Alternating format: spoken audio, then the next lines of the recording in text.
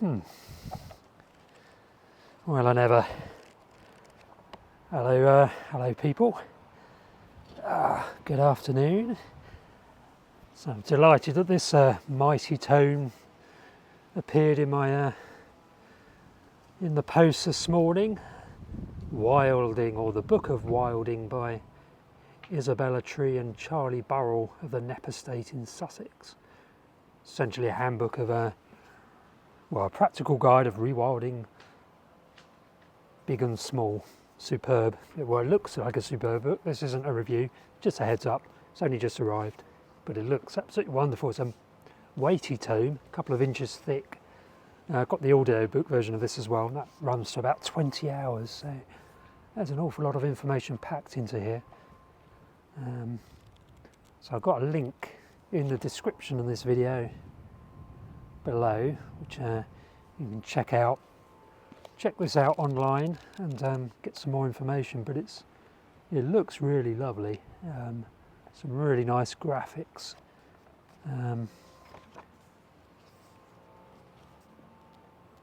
photographs. So it's a really practical kind of guide based on the experience of Isabella and Isabella Tree and Charlie Burrell at the Knepp Estate. I loved the first book that Izzy wrote, called Wilding, which is all about the kind of the background and history of their efforts to undertake wilding at their Knepp Estate. And this is more of a practical guide for other people inspired by their efforts and the efforts of others. And it looks great. One thing that I did notice, which will cause consternation amongst some people, is I can't see any reference to predators. So I'm a bit of a rewilding purist, although I think the range of types of wilding covered in this book is superb, very inclusive. But I do think the restoration of predators is an absolutely key component of rewilding, trophic rewilding at least. There's a couple of chapters on herbivores, which will be fascinating, because I think restoring herbivore populations is self-evidently key. You can't have your predators without abundant and species-rich populations of their prey, which is herbivores, wild herbivores. So yeah, just a heads up. Like I say, there's a link to this, what looks like a superb book, in the description.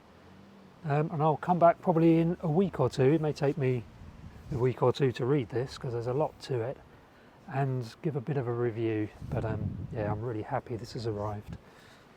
Now I'm going to do a bit of birding, then I'm going to go and grab a coffee. And that's Ventnor Downs in the background, superb.